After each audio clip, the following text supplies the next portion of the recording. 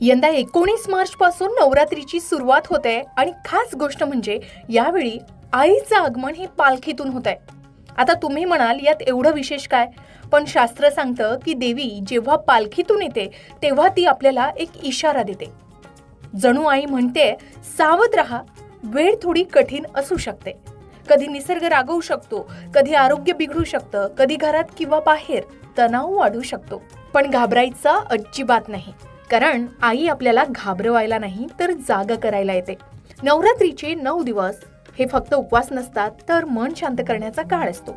थोडा वेळ स्वतःसाठी काढावा, आईचं नाव घ्यावं आणि आईचे काही मंत्र म्हणावेत. आणि सर्वात महत्त्वाचं म्हणजे कोणाला तरी मदत करावी.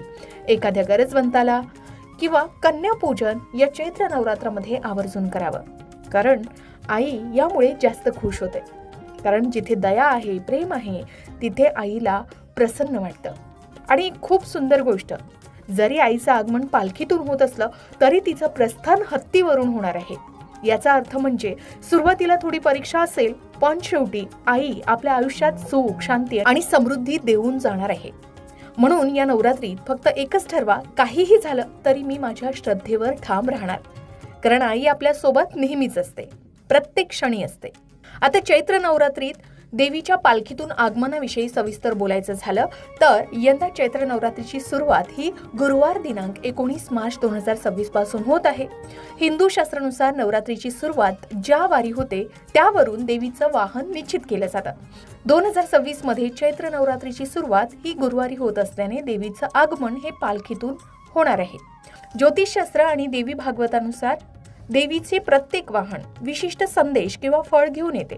पालखी किंवा डोली हे वाहन सहसा अस्थिरता किंवा मोठ्या बदलांचे प्रतीक मानले जाते, जसे नैसर्गिक आपत्ती. देवीचे पालखीतून आगमन म्हणजे निसर्गाच्या रौद्र रूपाचे संकेत मानले जातात. यामुळे अतिवृष्टी, भूकंप, युद्ध किंवा हवामानातील मोठे बदल होण्याची शक्यता वर्तविली जाते. त्याचबरोबर पालखी हे आजारपण किंवा महासाथीचे प्रतीकही मानले जातात. त्यामुळे या काळात आरोग्याची काळजी घेणं महत्त्वाचं आहे. एवढंच नाही तर देश दुनियेच्या आर्थिक स्थितीवर चढ उतार किंवा राजकीय अस्थिरता येण्याची शक्यता ज्योतिष तज्ञ व्यक्त करतात. शास्त्रात पालखीच्या आगमनाला अशुभ मानले जात असलं तरी भक्तांसाठी हा काळ साधना, संयमाचा असतो. संकट टाळण्यासाठी किंवा त्याचा प्रभाव कमी करण्यासाठी विशेषतः प्रार्थना आणि भक्तीवर भर दिला जातो. देवीचं पालखीतून आगमन म्हणजे आईने आपल्याला सावध राहण्याचा इशारा दिला आहे असं समजून शिस्तबद्ध पद्धतीने जीवन जगणं फायदेशीर ठरू शकतं. जसे आगमन महत्त्वाचे आहे तसेच प्रस्थानही महत्त्वाचे असते. यंदा चैत्र नवरात्रात